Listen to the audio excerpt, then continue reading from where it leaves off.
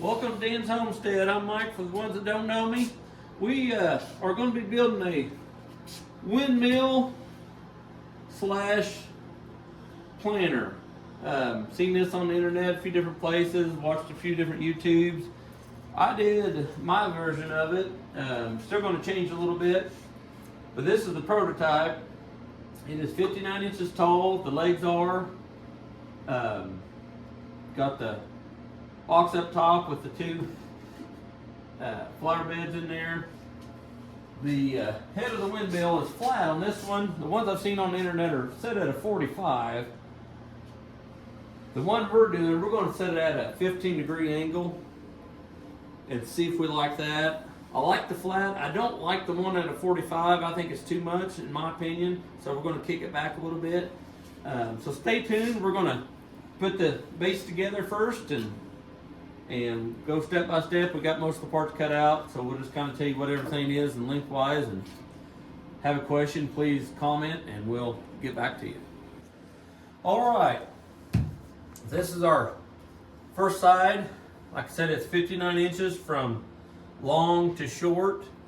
I use a straight edge. You can use 2x4, edge of your table, whatever. Line these up, get them square. What you should have with the dimensions I have is right at 19. And then you'll measure up for your first mark, 12 inches. And then your second one will be at 30 inches. And you're going to set on the top side of that mark. So there's that one there. And these are long point to long point, 15 3/4. From long to long. And then the top one is 10 3/4, long to long. So we'll get that started. We got a clamp at the top here to hold it together.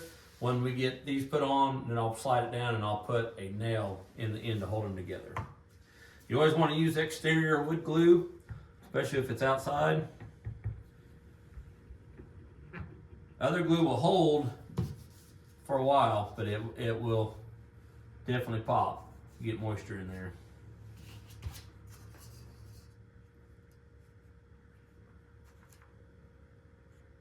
I'm just using some 2.5 inch finish nails.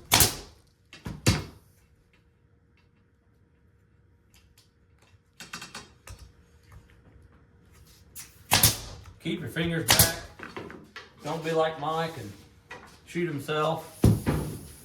I've done it so many times, it's ridiculous.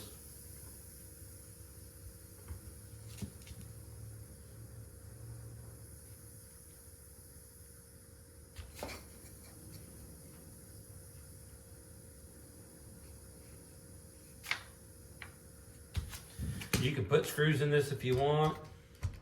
If you do, make sure you use exterior screws.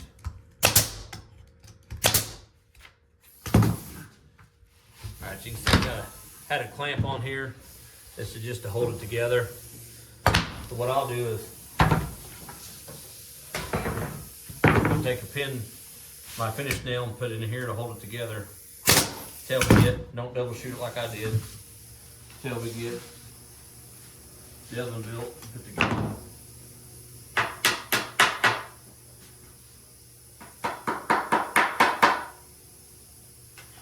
And we'll do the other side real quick.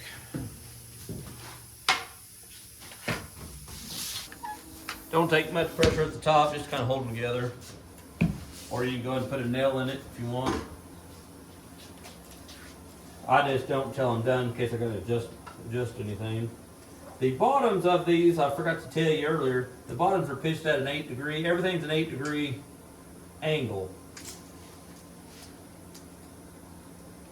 We are going to be in the future building a bigger one, and we'll do a video on that to let you know everything on a taller one, what your measurements would be and everything. So stay tuned for that.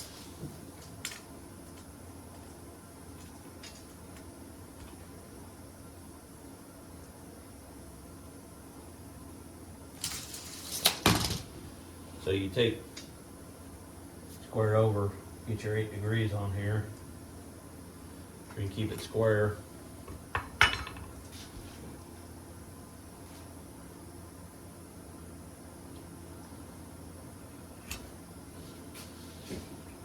See how these cross pieces are 8-degree angles. The bottom is 8-degree angles.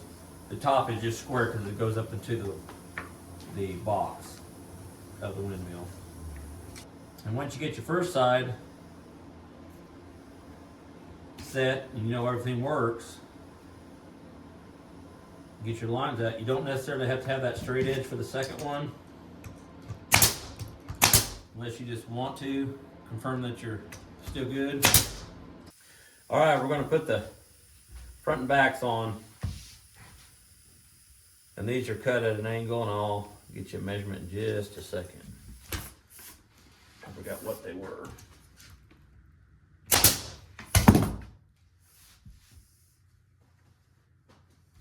Never have my tools on me, it's crazy. So along the long, 23 3/4.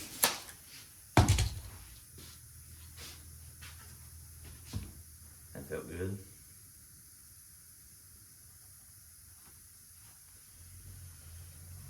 Might have to edit this out, Jacob, as I take this out of my skin. Is that not an OSHA approved way? This is not OSHA approved.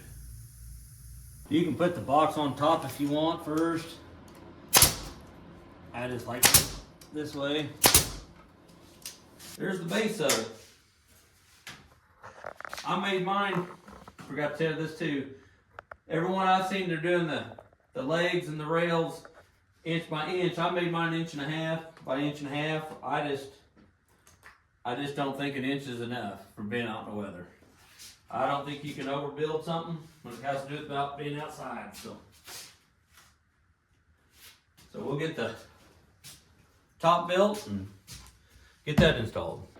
All right, so we're going to be drilling a 7/8 hole through both of these sandwiched together on the drill press. You want them square with each other. That way when you put your dowel rod through to hold your head of the windmill on, they're parallel with each other, not up or down.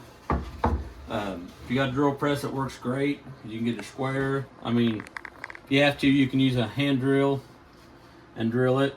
But a drill press sure works better. And of course, this fence on the back here makes it nice. You can have it stuck to it. But we're doing both of them at the same time. Take your time. Drilling through it, it shouldn't have much problem. If you feel unsecure about it, you can put a clamp here. With this fence here, I feel pretty good. We'll find out.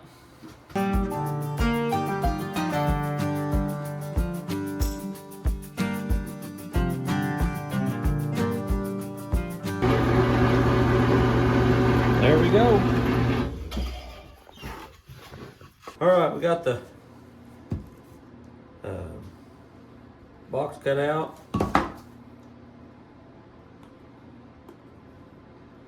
Like I said, everything on this is at 8 degrees except for 2 cuts, and I will show you how you get these cuts.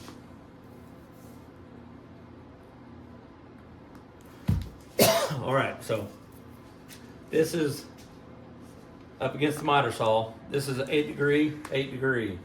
This is the one that's a 45.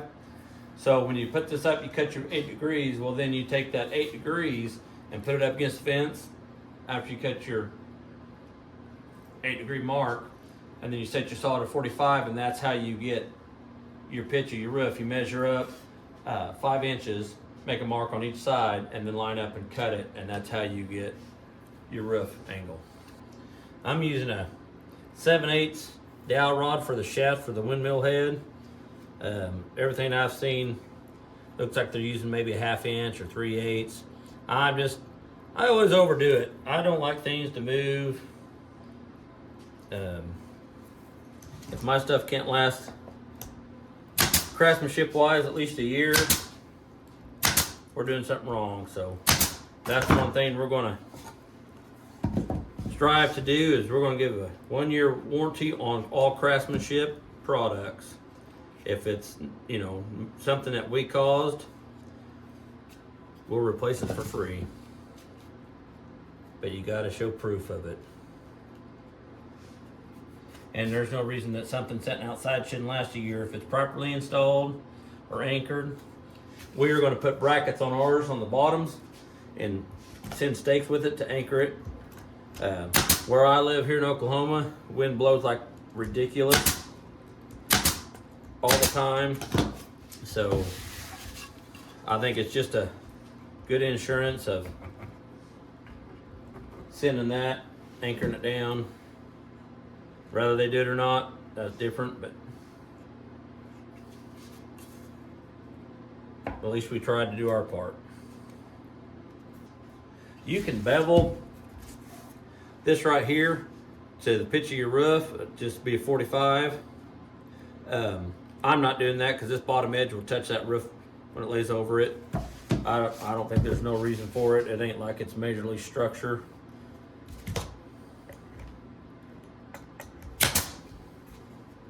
Use an 1.25 brad, basically just to hold it in place with the fellow glue. Gets done what needs to be done. So then, you can see here, let's see if I can get it where you can see it. So you lay that across there, we're gonna have an overhang that you don't see a gap there.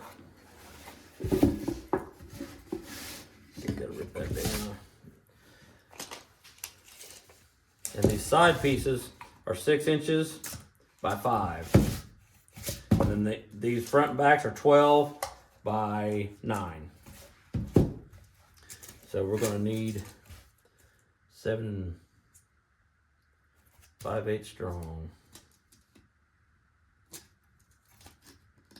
Let's go 7 5/8. Yeah. I got to rip these down.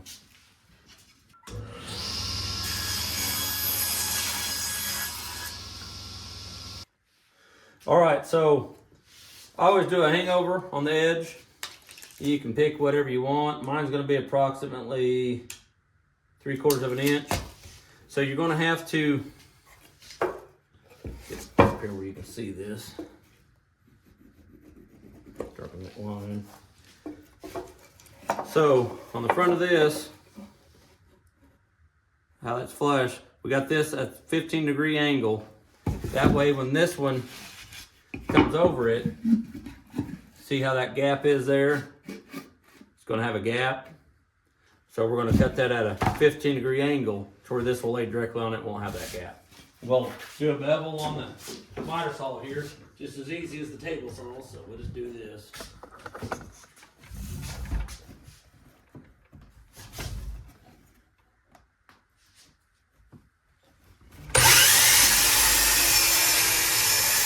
See how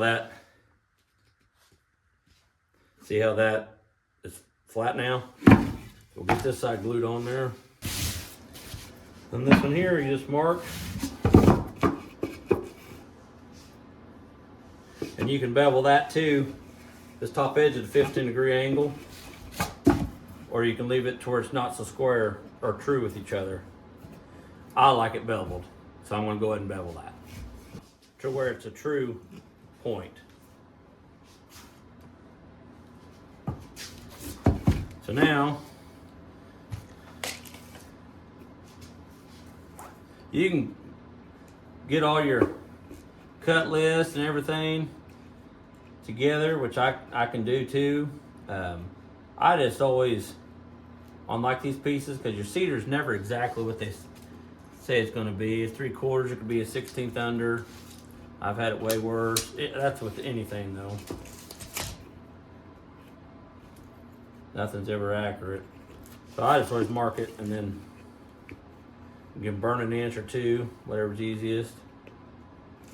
Or if you're lucky like me, and I forget I have it half the time, got a card.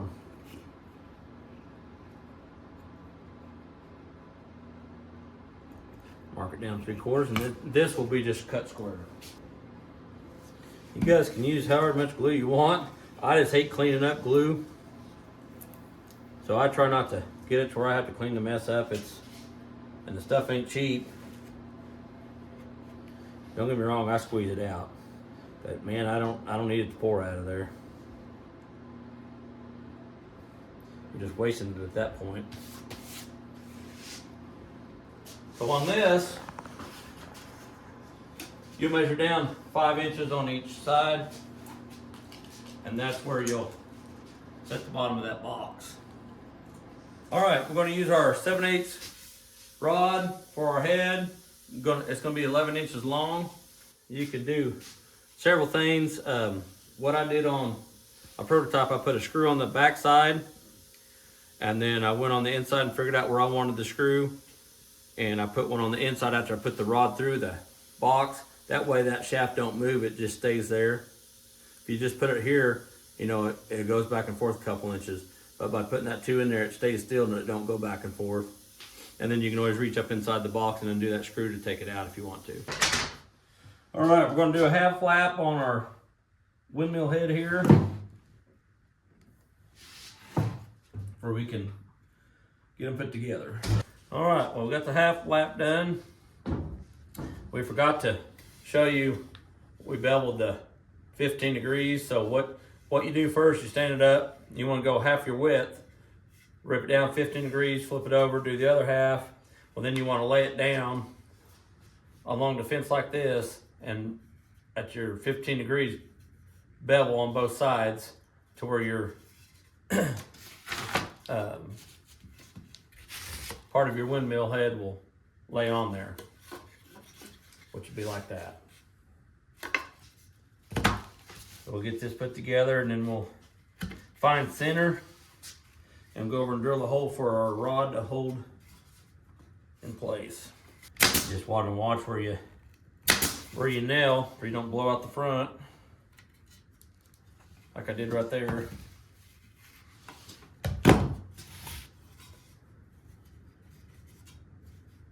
Story of our lives right there.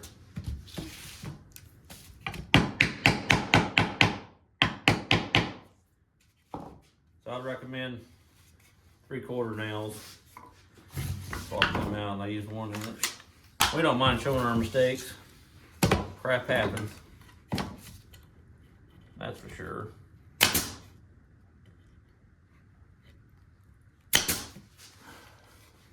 Cool. All right, see, that's solid. Now we'll find center, and we'll go drill a hole. All I'm doing here is just draw 45. It's one of the easiest ways to do it.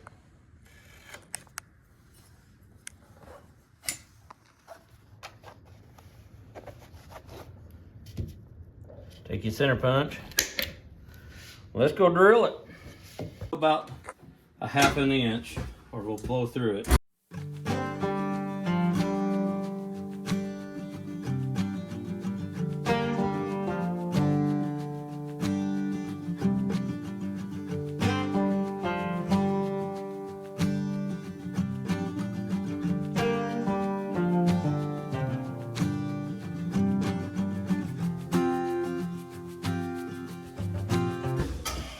And it would have been easier if you had drilled that before you beveled the front.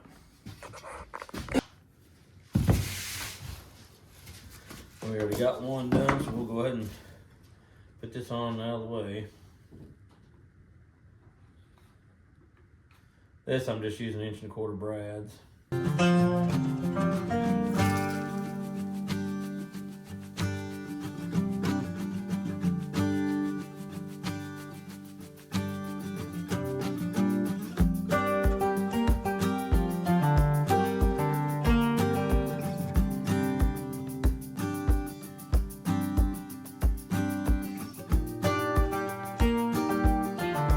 There's one of them.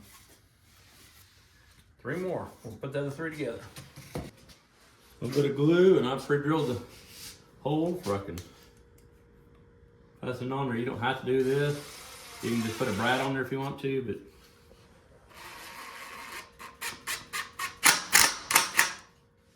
screw better. Get it away from that one. There you go. 15-degree angle, guys. Have any questions? Leave us a comment. We're going to build our planter boxes now. All right, we're going to build our planter boxes now. The total length will be, total length is 24 5/8. We're gonna, our inside pieces is gonna be 23 1/8.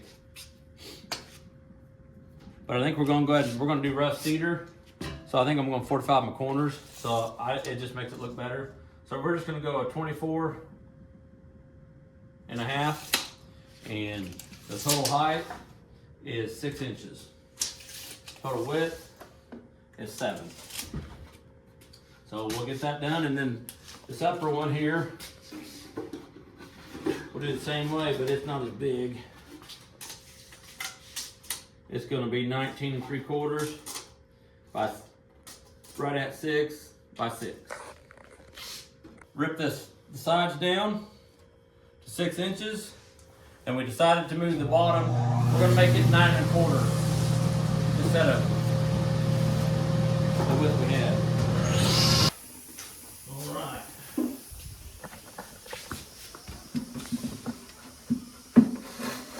I made her a snug fit.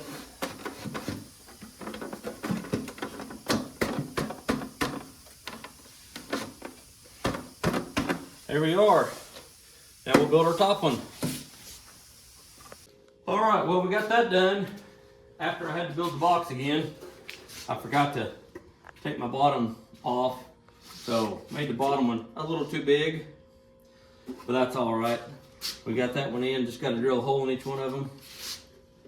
And we'll get her painted, and I'm gonna paint the bottom, and then we're gonna stain all the cedar. So there's that. All right, well, that completes this project. I really like how it turned out. Like I said, we're going to stain this, all the cedar, and then paint the legs. I appreciate you guys watching. Please comment, share, like it, and subscribe if you would, please. It does good for our channel. Thank you.